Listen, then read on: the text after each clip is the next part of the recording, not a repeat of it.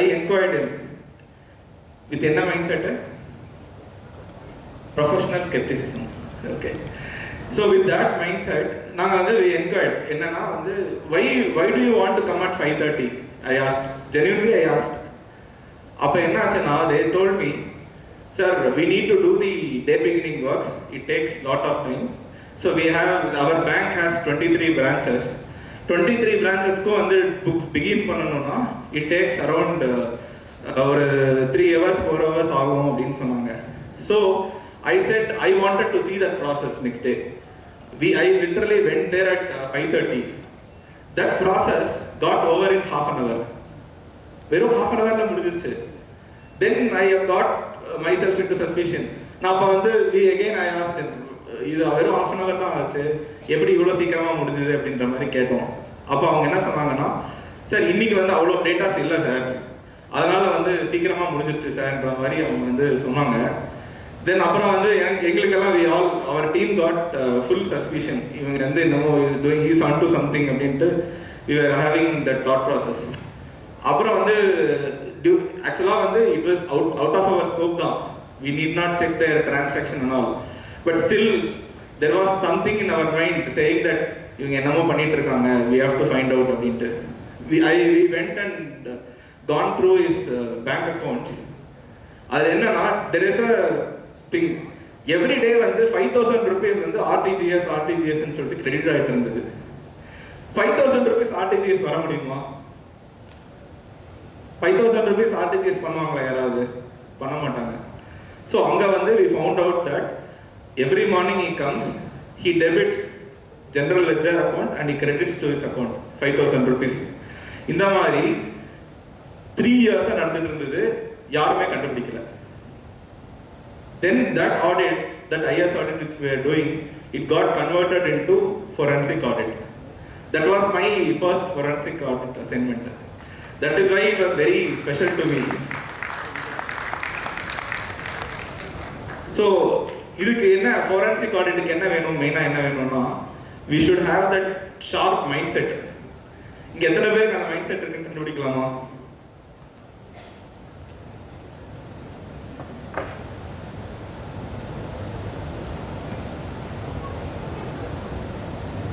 இதுல ஒரு 6 invoices இருக்கு.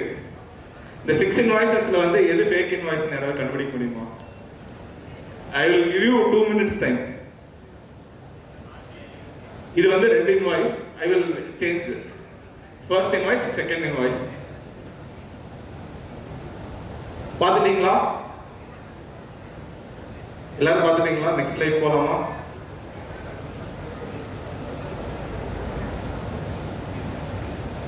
நெக்ஸ்ட் ஸ்லைட் போலாமா? இதெல்லாம் ஒரு purchase invoices of a company. இதுல எது fake invoice ஆ இருக்கும்? ஃபர்ஸ்ட் 2 இன்வாய்ஸ் காமிச்சோம், again 4 இன்வாய்ஸ் ஆயிடுச்சு இதோட. இது எல்லாமே அப்சர்வ் பண்ணுங்க.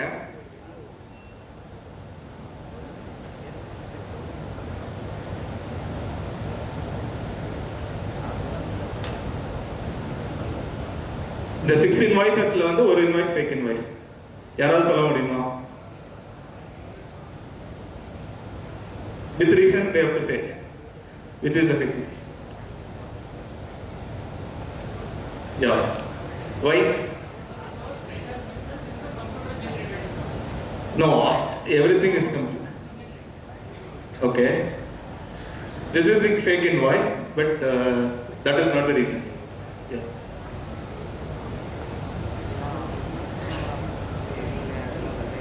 Yeah, very nice. What is your name? Nisha. Give a big round of applause to me. Actually, in 27th of March, the invoice number is 65. Okay. So here the invoice number is 1644. So you need to have a very sharp observation. Welcome to forensic audit. With this I'll hand over the session to the presenters and thank you so much. Thank you, sir. I now call upon Bala Subramaniam SG. After a tea break, and we all will be waiting for culturals. But I want your undivided attention for the next 15 minutes. Because what if I told you the next 15 minutes will give you enhancement in your career? How you can outperform the people in the CA fraternity. Okay? To introduce myself,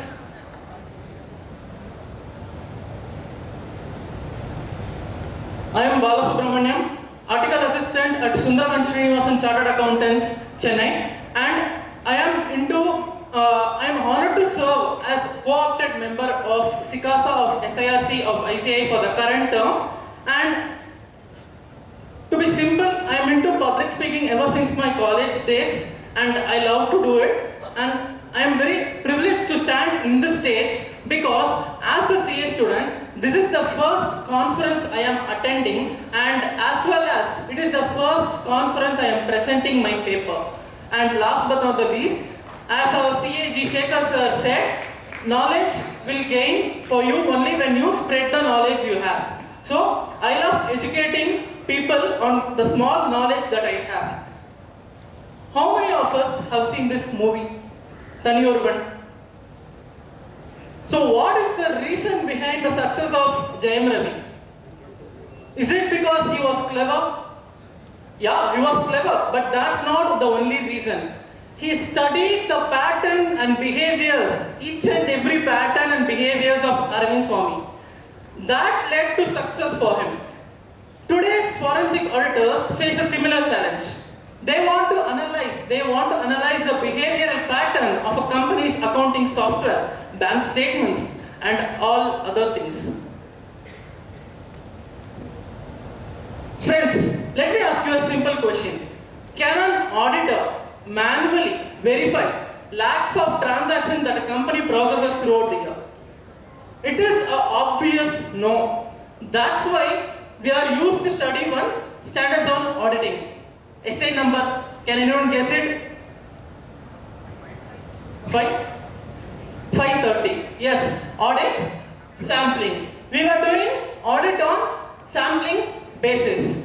It worked very well till AI was booming in our economy. But when we get to know AI, even the fraudsters today get to know AI. They know how to do frauds with the help of AI. So, while doing frauds with the help of AI, it makes the document so fabricated that it looks completely genuine as other genuine documents. That's why I am here to speak on the topic smart systems, smarter frauds, role of machine learning in detection. Now, did the fraudsters who did fraud in 19th and fraudsters of today same? No, because earlier fraudsters used, before the computer era, they were using fake vouchers, invoices to undertake frauds. Then there came the computer era where they started using digital banking and online softwares to undertake frauds. And then there came the concept of shell companies. They started using shell companies as their tool to make frauds. And in July 1st, 2017, we all know our country was introduced with GST. So they started using fake GST invoices. And after 2022 or 23 maybe, they started using effective usage of AI in our economy. And with the effective usage of AI, where people use that to learn, the fraudsters started using it to make frauds. That is today, with people started using AI to make frauds. Now, let me tell you why traditional auditing tools struggle today. How many of us bank statement runs, what was the number of pages in our bank statement before UPI era for 1 year? It will be around 10 to 20 pages maximum for individuals. And after the UPI era, our individual bank statements started running for 40-50 pages. For paying a small tea, 8 rupees tea, 10 rupees tea, we are using Google Pay. With that Google Pay, our transaction is getting reflected in bank statement. This increases the voluminous of bank statement. Now imagine the same thing for a company. If you are purchasing something in a company, you are using Google Pay, that ultimately increases the bank statements volume and it leads to difficulty while auditing the financial statement and bank statements, which in turn leads to overloading of data. Now, machine learning pati ivlo solren, but let me tell you what machine learning in the simplest way as possible. Firstly, machine learning and artificial intelligence is not a separate concept. Machine learning is a subset of artificial intelligence. Okay, so when we were kids, we were taught telling lies no papa. So we are all taught what are the good things. So we got to know that if a thing is not, if it is a good thing, anything other than good things is a bad thing. The same thing happens with machine learning. We will give the machine a genuine statement. In the given context, I am telling statement. Okay, we will give the genuine statement. It understands the pattern behind the statement. Okay, ஒரு நல்ல bank statement, genuine bank statement na இதுதான் அப்படினா it will understood itself. Then we will give the machine a different bank statement of the same company per se, and with the previous bank statement as its source document, it will identify the anomalies. So what are anomalies? It is nothing but the deviation between the source document and the required analyze panna vendiya document. So simply the deviation avladha, that is anomalies in technical term. Now I will make it further clearer with a practical example, relatable example. Assume, actually this example was already mentioned by our chairperson. Parala thirupi solren, content la irukku. Let us assume there is a Malgova Mambadam dealer in Salem. He usually deals in thousands of rupees. There is a one transaction of credit of around 2 lakh rupees in the midnight of a weekday. Even though it is a weekday, for a mango dealer, will he get credits in the midnight? That's a red flag. We may not identify red flags in our personal life, but machine detects in the corporate life easily. That's why we need machine learning today. Now, we all have seen, I have said what is machine learning theoretically. I wanted to make a live demo, live prototype, how machine learning actually detects in a small scale level. But I am forced to do a prepared prototype where I will be explaining how machine learning actually detects. So this is a bank statement of a hypothetical company and a hypothetical bank for the financial year 24-25. It looks completely normal and it does not contain any fraudulent entries in it.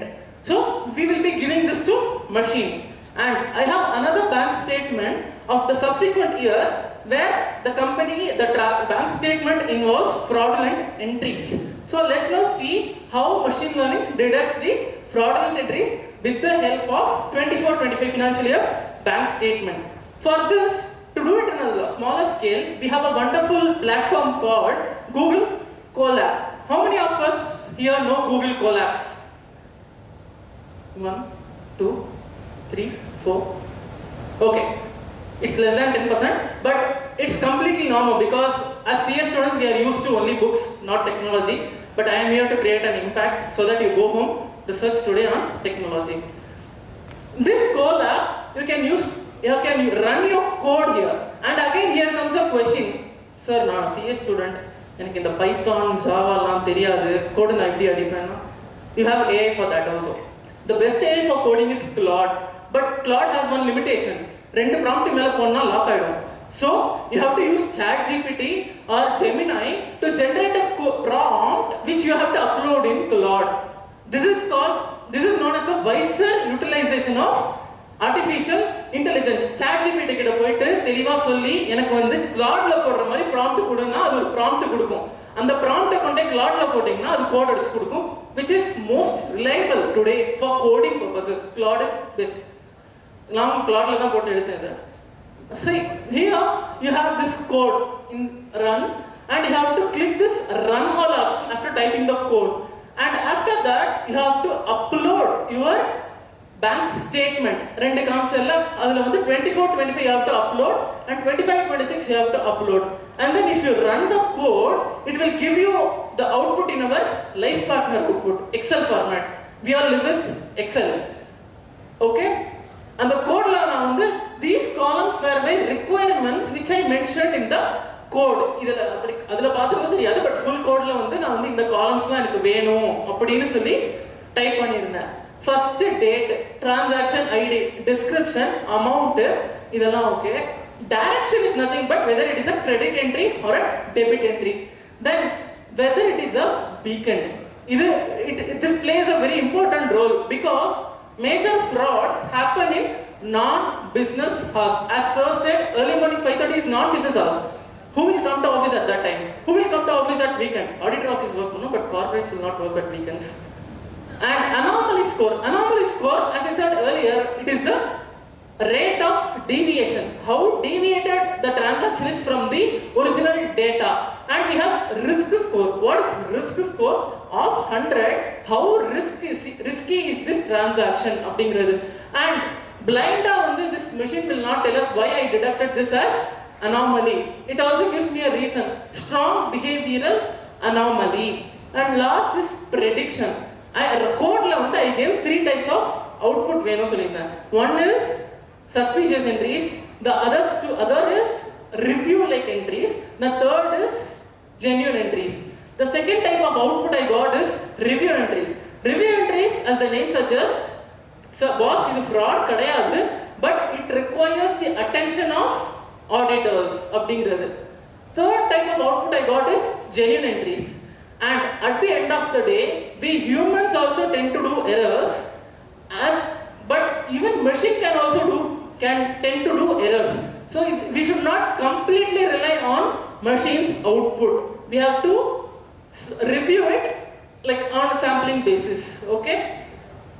Machines also tend to do errors. Now, let me tell you the future of auditors.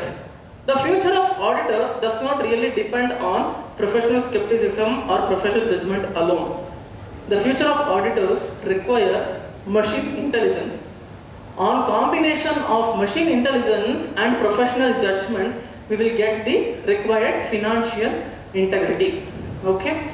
Then, let me ask you a simple question. This was also spoken by G. Shekhar sir.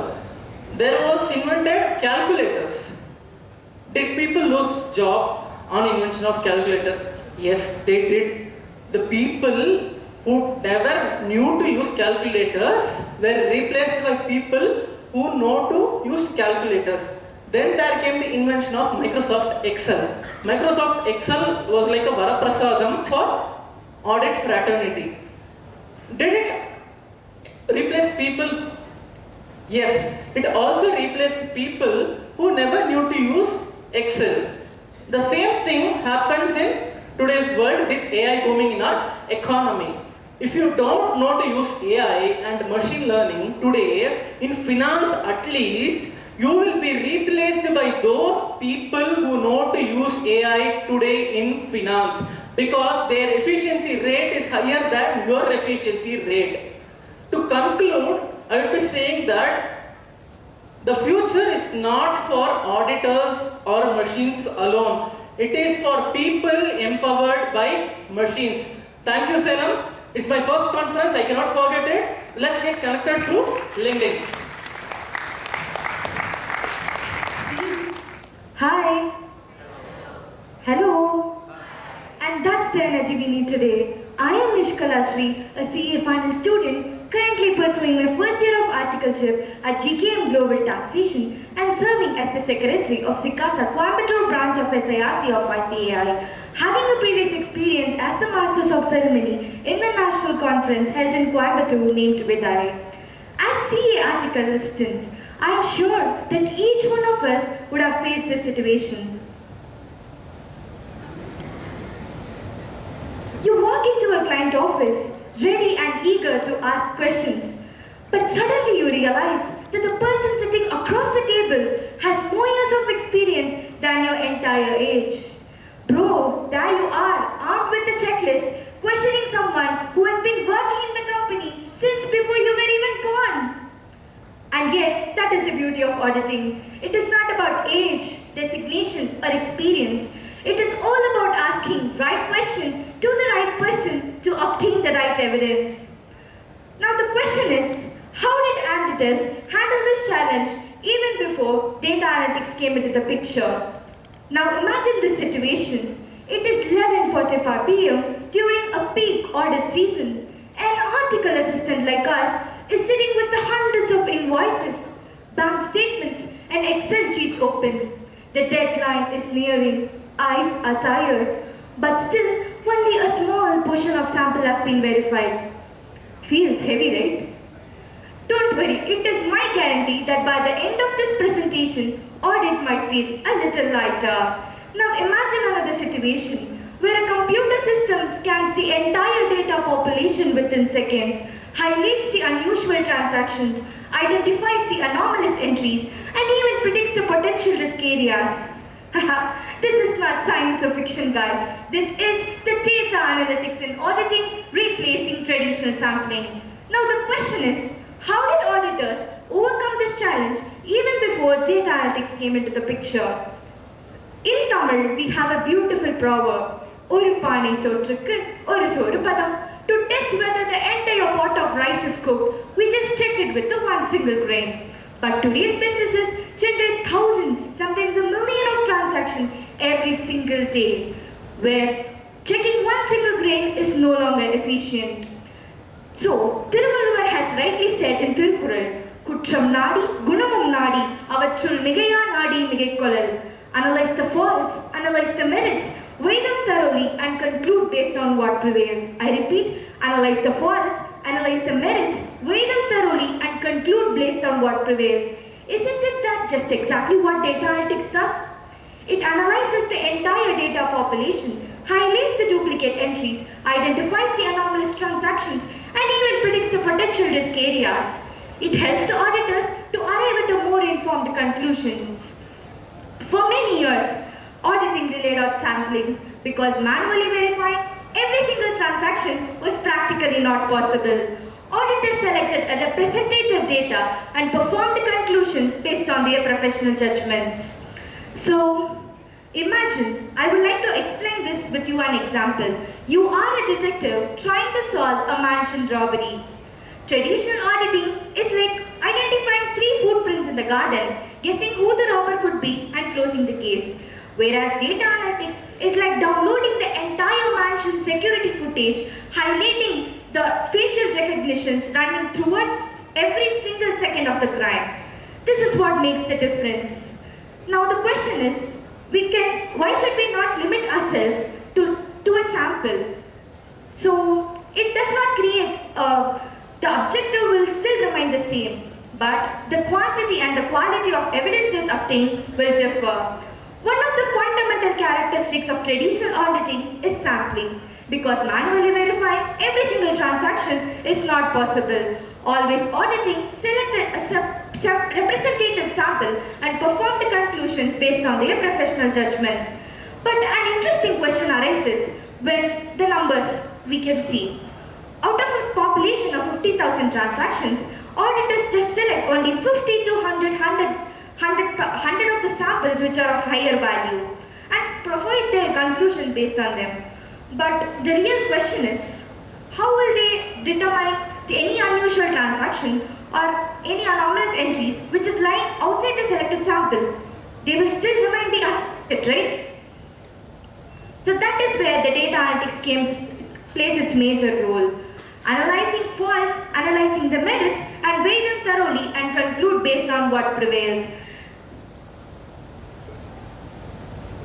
Now, let us look at the India's biggest corporate frauds. In 2009, Satyam Computers. Do you know all about Satyam Computers? When the Satyam Computers came to the country, everybody was shocked because its financial statements still showed that it has a very good balances. The report shows it has almost 1,000 crores of cash in its bank, but many of them simply did not even exist. That is where the data analytics plays a major role. Revenues were inflated, profits were overstated, and even bank balances were falsified.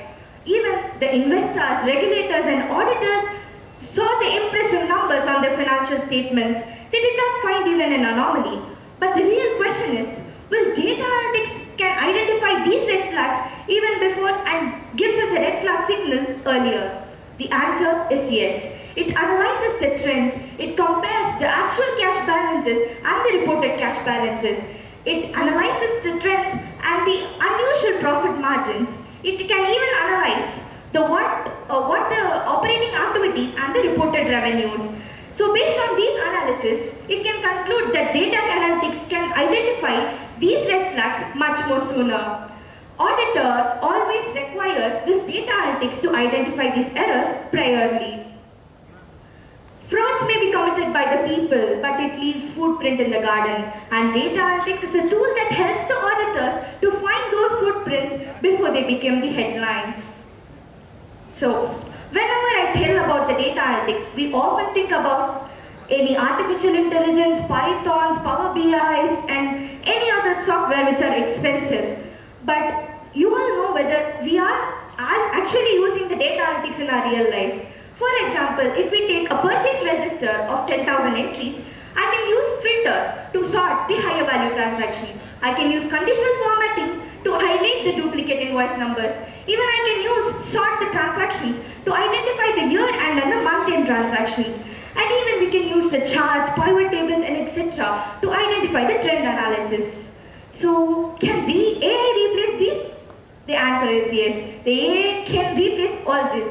But AI cannot replace auditing because AI cannot completely do the sampling and analyze on the data. So, is only data analytics is the only conclusion? No, it has also its own challenges. The first one is garbage in and the garbage out. An analytical tool is only as smart as the data we feed in. If the client data is very poor in quality, it has missing journal entries or any facts which are repetitive or some other calculations. For example, in a transaction where ABC Limited is marked and another transaction A.B.C. Limited is marked, a data analytical tool cannot identify this. And this is where auditor needs to be a red flag in the data analytics. No matter what expensive the software you buy, it also has its own drawbacks. The second one is cost and the scale barrier. Whenever we look at the data analytics, each and every one of us would think it is very costly. And even small size firms think that only large size firm can afford all these. But the truth is, even small size firm can afford. Because analyzing in Excel is very easy. By introducing Copilot and any other softwares into the Excel, even small businesses can introduce data analytics into their business. It is not that auditors has to learn coding and programming like our Bala said. We auditors must be curious enough to understand the data and ask the better question to analyze the data. The third is the false alarm fatigue. What is false alarm fatigue is? For example, and if you tell a data analytical tool to identify the anomaly and mark it as red flag, it will do the exactly same like our chitti robot. And a transaction at 11:58 p.m. during a peak audit season on 31st March flagged. A transaction of rupees 9,99,999 flagged. A late night pizza bill booked by an audit team during a busy season flagged. And this is where at the end of the day we will look like this. Now the challenge is not finding an anomaly. The challenge is finding which anomaly actually matters. This is where the auditor's professional skepticism and professional judgment matters. Data analytics can bring the patterns, but auditors need to identify which pattern is significant. Technology can help us to identify the risk, but the auditors needs to put in some efforts to understand whether it is a risk, a fraud, or even a simple piece of hay. This is where we need to understand that technology cannot replace humans. It is always technology plus human will work definitely. To conclude, I would like to tell you that to bring into the forensic topic, that sampling helps us verify, data analytics helps us investigate, and the forensic auditor helps us to uncover the truth. I would like to thank for this wonderful opportunity. Thank you.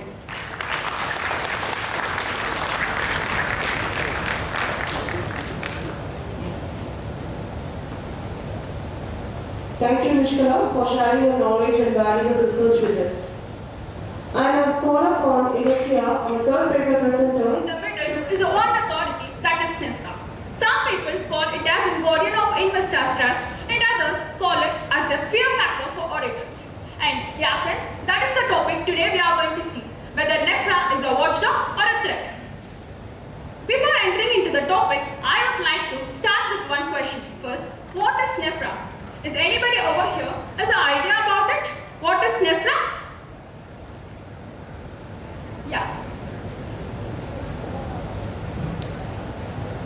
Yeah, fine. So NIFRA stands for National Financial Reporting Authority. It is an independent regulatory authority established under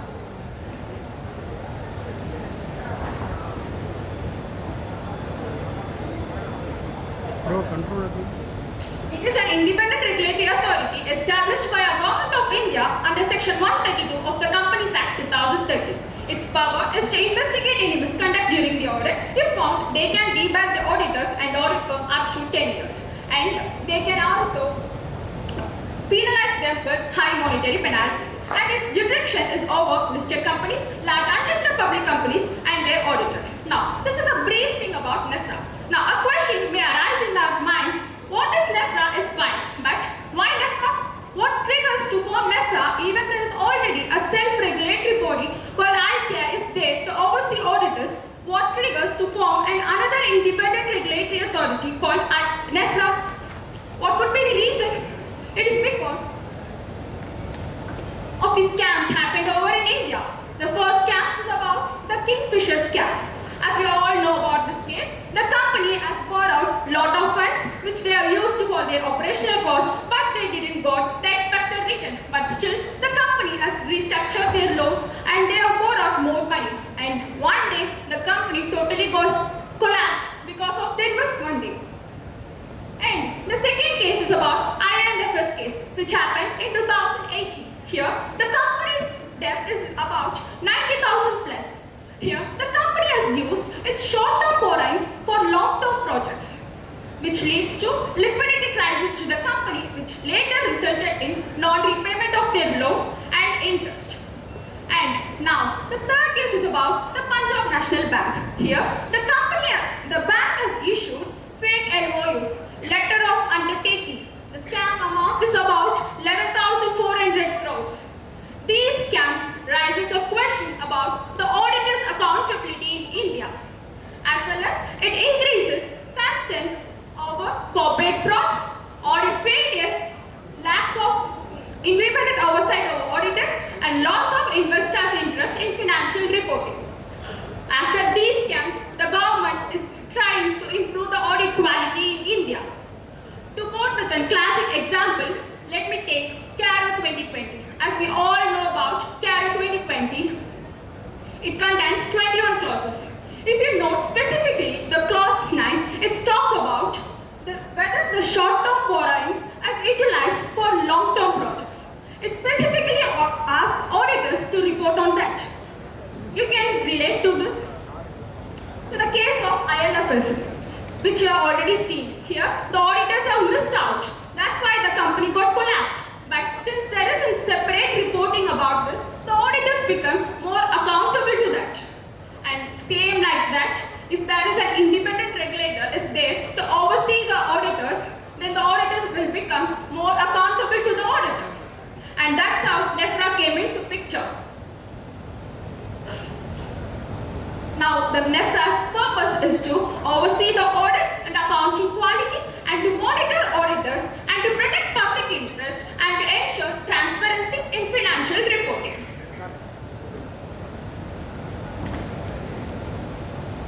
Now, we will see a quick comparison between ICAI and NIFRA. So, ICAI is a professional body whereas NIFRA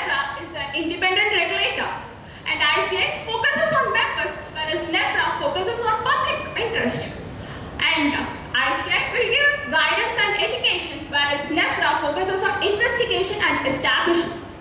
And ICAI focuses on ICAI is self-regulation, whereas NEFRA is an external oversight. Now, in a global lens, whether India is unusual? No, India is not an unusual country. It is not the first country to implement NEFRA. There is already 2 more countries. The first country is USA. They are having PCAOB. And the second country is UK. They are having FRC. And now India is third country to implement NEFRA as the independent regulator to oversee the auditors. Now, the main topic, NEFRA, the watchdog. Here are some cases that proves NEFRA to be a watchdog. The first case is about the Reliance Capital, which happened in 2024.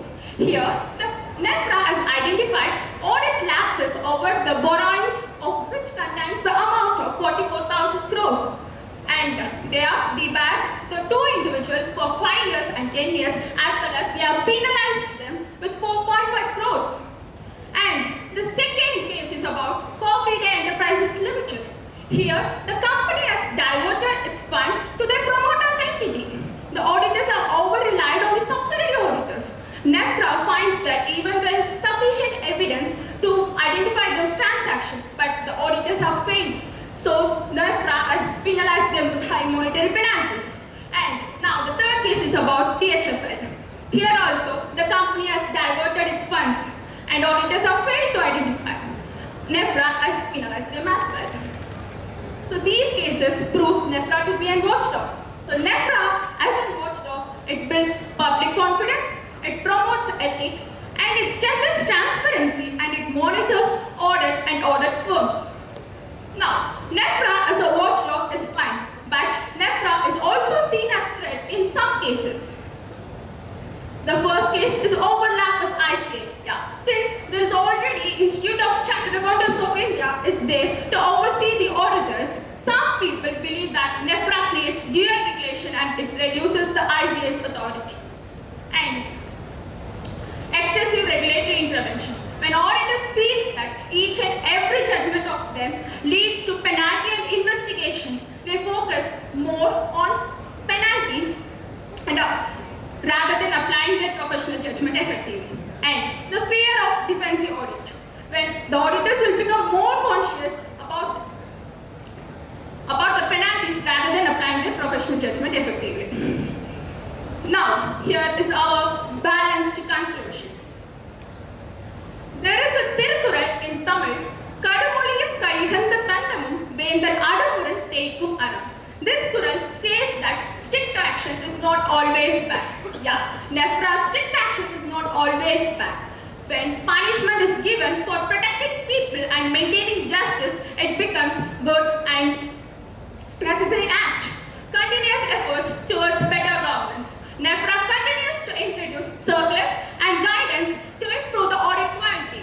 Recently also, they have issued circular on two-way communication between TCWJ and auditors. That is a notable example that NEFRA is continuously working to improve the audit quality in India. And a strong regulation plus professional freedom will give us a better audits. And I'm concluding my presentation with this. Thank you. Thank you, Alexia, for sharing your valuable presentation and insightful research with us.